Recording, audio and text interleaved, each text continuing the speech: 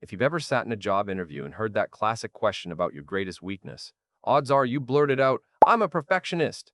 Maybe you even said it with a little smirk, like you're letting them in on a secret strength.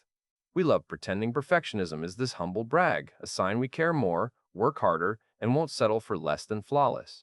It's almost a cultural trophy, like success has some hidden ingredient, and that ingredient is chasing perfection. But let's be real for a second. Psychology tells a much tougher story. Perfectionism isn't your ticket to the top. It's the anchor holding you back. It's not a superpower, it's a tight leash around your potential. Today, let's talk about why your obsession with getting everything just right is the very thing stopping you from being genuinely great. Here's the first thing people get wrong. There's a massive gap between the pursuit of excellence and perfectionism. The pursuit of excellence is all about the process. It's healthy, it fires you up, and it pushes you to grow. Perfectionism, though, is about looking good. It's a shield we hide behind, trying to keep other people's judgment at bay. Psychologists even have a name for it: maladaptive perfectionism. It's that all or nothing thinking. If your work isn't a perfect 10, then it's a big fat 0. No middle ground, no wiggle room. You end up anxious all the time because let's face it, perfect doesn't exist in the real world. You start chasing a ghost and, before you know it, you're the one getting haunted. And if you think perfectionism will make you more productive, you're kidding yourself. Honestly, it's the number one reason people procrastinate.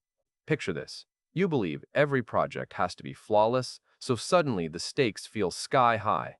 The pressure gets so intense your brain hits the brakes. Better to do nothing than risk something less than perfect. So you spend hours researching and exactly 0 hours actually doing the thing. Perfectionism also drags you into the land of diminishing returns. You knock out 80% of a project in 20% of the time, but then you waste the next 80% obsessing over tiny details no one even cares about. While you're busy polishing, everyone else ships, learns, and runs circles around you. Deep down, perfectionism is just fear dressed up as ambition. It's the terror that if you let something flawed slip through, people will see you as flawed too. Your self-worth gets tangled up in your achievements. Before you know it, you're stuck in a gilded cage. You only take safe bets, only do things you know you'll nail. The idea of being a beginner freaks you out because messing up feels like a threat to who you are. But here's the truth. Failure is the raw material of success. Every major breakthrough came after a pile of imperfect tries. If you refuse to be imperfect, you refuse to learn. Perfectionism won't help you grow. It keeps you playing small, safe, and eventually invisible. So how do you break free? You stop being a perfectionist and start being an optimalist. Start with the 70% rule. Tell yourself 70% is good enough to ship. It drops the pressure and gets you moving. And, okay, finished project beats a perfect project stuck in your imagination every single time. Try time boxing. Give yourself a hard deadline. When the timer goes off, you're done. This forces you to focus on what really matters instead of sweating the tiny stuff. And celebrate the mess. Do something badly on purpose.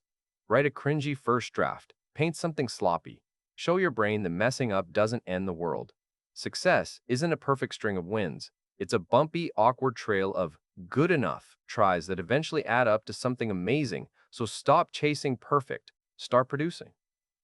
The world doesn't need your perfection. It needs your work, your ideas, your effort. Don't let the ghost of perfect kill the reality of your success.